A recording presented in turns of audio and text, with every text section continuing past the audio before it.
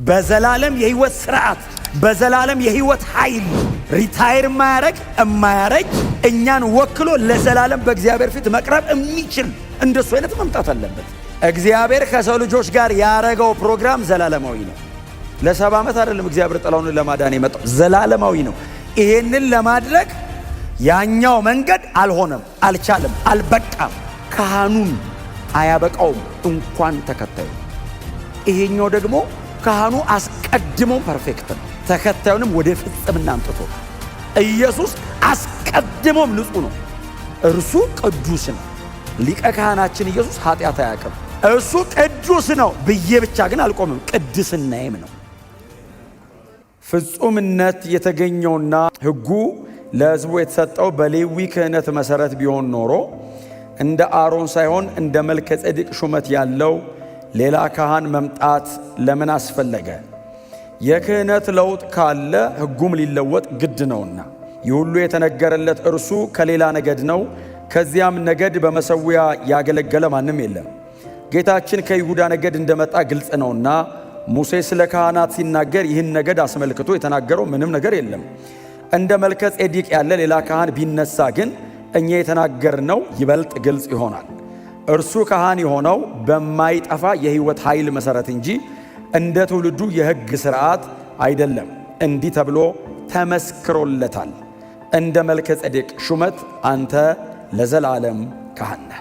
እና የኢየሱስን ክህነት በመልከ ጼዴቅ በኩል ይዞት መጥቶ የአሮን ፋሚሊ ውስጥ ያለውን የሌዋውያንን ክህነት እግዚአብሔር እንዴት አድርጎ ወደ ጎን እንዳደረገ በመልከ ጼዴቅ ኦርደር በኩል የመጣውን ኢየሱስ ክርስቶስን ደግሞ እግዚአብሔር የመጨረሻው ሊቀ ካህናችን እንዴት እንዳደረገው ይሄ ሰው ይሄው ዛሬም አለቀቃቸው። በእውነት እኔ ሰው እየጨረሰ ቀን ነው የማቆመው፣ ግን እሱ ዛሬም አለቀቃቸውም። ስለዚህ እኛም ተያይዘን ነው የምንሄደው። ክብር ለኢየሱስ ይሁን። እና ፍጹምነት የተገኘው ሕጉም ለሕዝቡ የተሰጠው በሌዋውያን ክህነት በኩል ቢሆን ኖሮ ሌላ የክህነት ወገንና አገልግሎት እንዲመጣ እግዚአብሔር አስቀድሞ ተስፋ ወይንም ቃል ባልገባ ነበር ይላል። ይሄ ሰው በዛኛው በመጀመሪያ በነበረው በሌዋውያኑ በአሮን ፋሚሊ በኩል በነበረው በሌዋውያኑ ክህነት በኩል ፍጹምነት ተገኝቶ ቢሆን እግዚአብሔር ስለሌላ ክህነት ስለሚያመጣው ፍጹም ነው ስላለው ስለሌላ ክህነት እግዚአብሔር አስቀድሞ ባልተናገረ ተስፋን ባልሰጠ ነበር ይላል። ስለዚህ ምን እያለ ነው? የሌዋውያኑ የክህነቱ አገልግሎት ፍጽምና አልተገኘበትም ማለት ነው። ፍጽምና አልተገኘበትም፣ ፐርፌክት አልነበረም። ወይንም እንዲያገለግለው የተሰጠውን ሕዝብ ወደ እግዚአብሔር ሕልውና በሙላት ማስጠጋትና ማቅረብ አልቻለም። በጣም የሚገርማችሁ የዚህ ደብዳቤ ጸሐፊ የሌዋውያኑን የክህነት አገልግሎት ቀጥታ ከሙሴ ጋር የኢየሱስን ወይንም የመልከ ጼዴቅን አገልግሎት ቀጥታ ከአብርሃም ጋር ነው የሚያያይዘው። መልከ ጼዴቅ ከሙሴ ጋር ግንኙነት የለው። መልከ ጼዴቅ ከአብርሃም ጋር ነው ግንኙነት ያለው። ሌዋውያኑ ደግሞ ከመልከ ጼዴቅ ጋር ግንኙነት የላቸውም። ከሙሴና ከሕጉ ጋር ነው ግንኙነታቸው። ስለዚህ የክህነት አገልግሎቱና ሕጉ እንደ እጅና ጓንት ሆነው በጣም ተጣምረው አሉ። ይሄኛው ግን የተለየ ነው ወገኑ ራሱ ይላል። ወገኑ ራሱ የተለየ ነው። አንድ አይነት አይደለም፣ ተመሳሳይ አይደለም፣ ተመጣጣኝ አይደለም። ይሄኛው የክህነት አገልግሎትና ያኛው የክህነት አገልግሎት በምንም መንገድ ሊነጻጸር አይችልም። ተጠያቂነቱና ተጠሪነቱ ራሱ ሶርሱ ተመሳሳይ አይደለም። ይሄኛው ሙሴ ጋር፣ ይሄኛው የሕጉ ስርዓት ጋር ነው የሚጀምረው። ያኛው አብርሃም ጋር፣ ያኛው ከእምነት ጋር የተያያዘ ነው። አብርሃም ጋር ነው የሚጀምረው። ክብር ለኢየሱስ ይሁን። እና የሌዋውያኑ የክህነት አገልግሎት እያለ እሱ እያለ እግዚአብሔር በላዩ ላይ ነው ፕሮሚስ ያደረገው። እግዚአብሔር በላዩ ላይ ነው ተስፋ የሰጠው። መልከ ጼዴቅ ከሌዋውያን በፊት ብቻ ሳይሆን ከአባታቸው ከአሮንም በፊት ነው፣ ከያዕቆብም በፊት ነው። ስለዚህ ሌዊ እንደውም በአብርሃም ወገብ ውስጥ ሆኖ ወይንም በአብርሃም ጉልበት ውስጥ ሆኖ ለዚህ መልከ ጼዴቅ ለተባለው ሰው መስዋዕት ሁሉ አቅርቧል። እንደውም አስራት ሁሉ ከፍሏል። ይሄ መልከ ጼዴቅ እንደውም በአባቱ በአብርሃም ወገብ ውስጥ እንዳለ ሌዊን ባርኮታል፣ ይበልጠዋል። ርዕሰ አበው የነበረው አብርሃም ኢቭን ሰሬንድ አድርጎ ይሄ ከላይ ሆኖ ባርኮታል። እና በጣም ከፍተኛ በሆነ ኤክሰለንስ ነው ያገለገለው። እና እኔ ፕሪኢንካርኔሽን እንደሆነ ሁሉ እስካምን እዛ ድረስ ሁሉ እስከሄድ ድረስ እሱን ሁሉ ተናግሬያለሁ አይደል? በዚህ አይነት የህይወት ስታንዳርድና ኳሊቲ ግለሰብ ከኢየሱስ ፊት ቢኖር ኖሮ ኢየሱስ አይመጣም። ከኢየሱስ በፊት በዚህ ደረጃ ያለ ሰው ቢኖር ኢየሱስ አይመጣም። ስለዚህ አስቀድሞ ሊመጣ ላለው ነገር በር እየከፈተ ነው። በሌዋውያን በኩል ለሚመጣው ነገር በር እየከፈተ ነው፣ ጥላ እያበጀ ነው። የሌዋውያኑ የክህነት አገልግሎት በኋላ ላይ ግን ሲመጣ በአሮን በኩል ሌዊ፣ ከሌዊ በኋላ ደግሞ እግዚአብሔር ሕግ ሰጥቶ የሌዋውያኑ ሌቪቲክስን እኮ ማንበብ ነው አይደል? ምንድነው ዘሌዋውያንን ማንበብ እሱ አካባቢ እኮ ነው የተጀመረው። እሱን እግዚአብሔር ሲያመጣው የበለጠ ህዝቡን ወደ እኔ አስጠጋዋለሁ፣ ህዝቤ ወደ እኔ ይቀርባል፣ እኔና ህዝቤ የበለጠ ህብረት እናደርጋለን ብሎ ነው ይህንን አገልግሎት የሰጠው፣ ክህነትን የሰጠው። መሃል ላይ እግዚአብሔር ካህናቱን አስቀምጦ በእነሱ በኩል እያረኩኝ በሚቀርበው መስዋዕት በኩል በተቀመጠው ህግ በኩል ህዝቤን እጨብጣለሁ፣ ህዝቤን አገኛለሁ ብሎ ነው እግዚአብሔር የመጣው። አልተቻለም። እንዲያውም ህጉ ህዝቡን ከእግዚአብሔር አራቀው። ኃጢአተኝነቱን ወደ ብርሃን አወጣውና ህጉ ቅዱስ ነው፣ ትእዛዙ ጻድቅ ነው፣ እጅግ ንጹህ ነው። ህጉ ባይዘው ህጉ እንከንም ስተትም አልባ ነው። ከስጋ ድካም የተነሳ ግን ህጉ እኔን ብቁ ሊያደርገኝ አልቻለም። የስጋ ድካም በለጠ።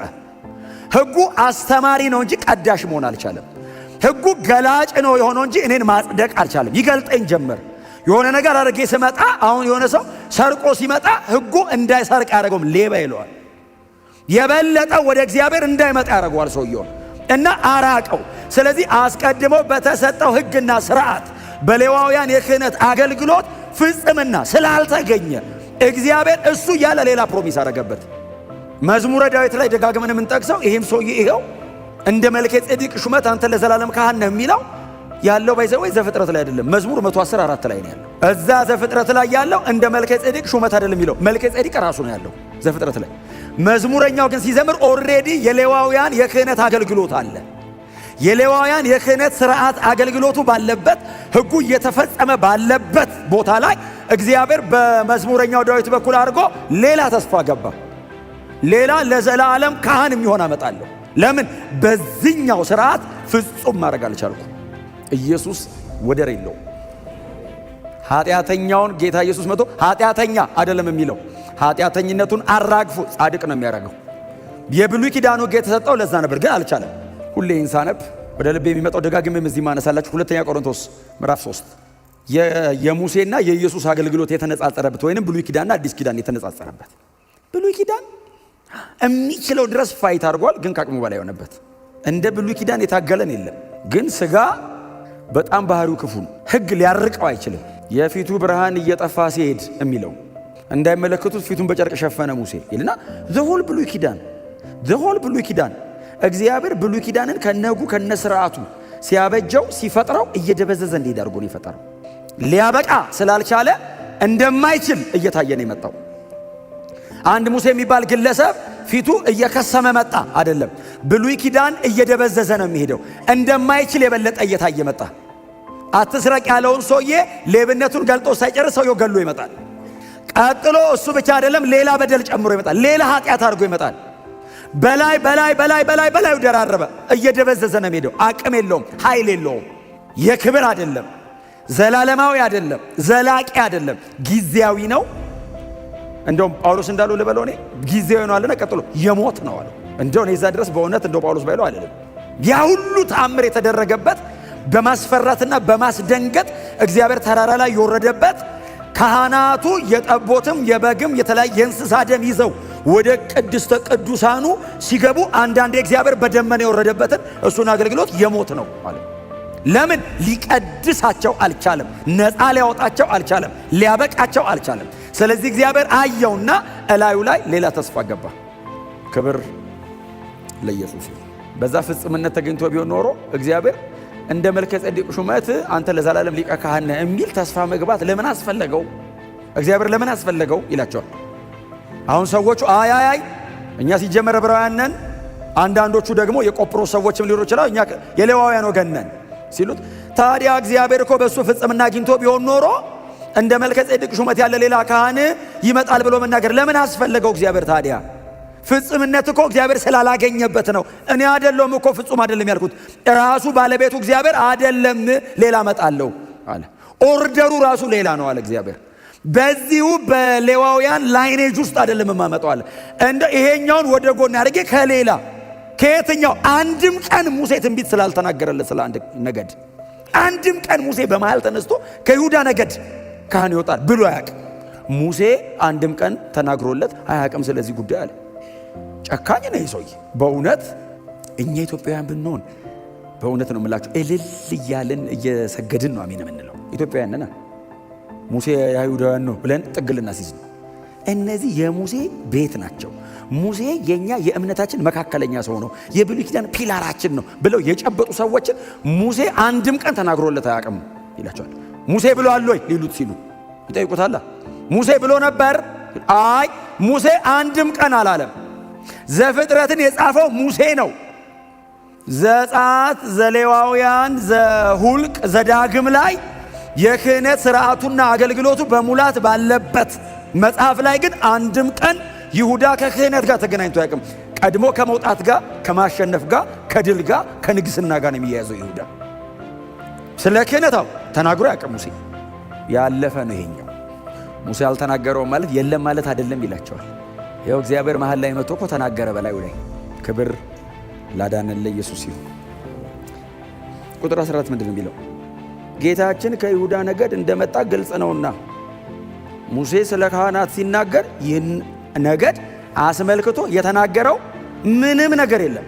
የዚህ ደብዳቤ ጸሐፊ ብሉይ ኪዳንን በኮባና በፉል ስቶፕ ሁሉ ያውቀዋል። አንድም ቦታ ሙሴ አልጠቀሰም ይላቸዋል።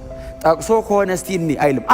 አንድም ቦታ ጌታችን የመጣበትን የይሁዳ ነገድን ነው የሚለው። ባይዘው ሰውየው እንደው ዝም ብሎ የይሁዳ ነገድ አይደለም፣ ጌታችን የመጣው ከዚህ ነገድ ነው ይላል።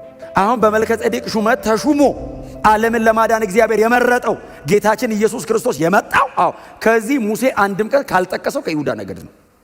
የኢየሱስን አመጣጥና ንግስና ይኸው ቁጥር 15 እንደ መልከ ጼዴቅ ያለ ሌላ ካህን ቢነሳ እኛ እየተናገርነው ግልጽ ነው። አሁን እኔ በሌዋውያኑ መንገድ በአሮን ቤት ውስጥ ያለው የክህነት አገልግሎትና ስርዓት ሰውን ማጽደቅ አልቻለም ስል እናንተ ልትሞግቱኝ፣ ልትጨቃጨቁ፣ ልታስቆሙኝ ትሞክራላችሁ። ግን አይደለም፣ ይሄው አይደለም። ቁጥር 15 እንደ መልከ ጼዴቅ ያለ ሌላ እግዚአብሔር የመረጠውና የለየው ሌላ ካህን ሲመጣ እኛ የምንናገረው ነገር ግልጽ ነው። እኔ የምለው ሰማያዊውን ዘላለማዊውን የእግዚአብሔርን የማዳን ፕሮግራም ነው እያወራ ያለሁት ይላል። ይሄ ሰው ድንገተኛና ጊዜያዊ ነገር አይደለም እየነገርኳቸው ያለሁት ይላል። ዘላለማዊ የማዳን ፕሮግራም አለው እግዚአብሔር። ይህንን ዘላለማዊ የማዳን እቅዱን ወደ ዳር ለማምጣት በሌዋውያን በኩል ያለው የክህነት ስርዓት ፉልፊል ሊያደርግለት ወደ ሙላት ሊያመጣለት አልቻለም። ስለዚህ እግዚአብሔር ሌላ መንገድ፣ ሌላ ስርዓት፣ ሌላ ህግ ይዞ መጥቷል ሲል ሰዎቹ ትንሽ ሆት ሲሆኑበት አይደለም እኔ የምናገረው ግልጽ እንዲሆን ይሄው መልከ ጼዴቅ የዚህ ሰውዬ ትግል፣ የዚህ ሰውዬ ጥረት የሌዋውያንን ክህነትና አገልግሎት ከመንገድ ማስወጣት አይደለም፣ ኢየሱስን ሰዎቹ ልብ ውስጥ መክተት ነው። የኢየሱስ አይነት ሊቀ ካህን የለም ነው ትምህርቱ። ኑ ወደ ኢየሱስ ነው፣ አታፈግፍጉ ነው። ሁሉም ይጀምራሉ፣ እድሜያቸው ያበቃል፣ ይወድቃሉ። ይጀምራሉ፣ አገልግሎታቸው በፍጽምና አይደለም።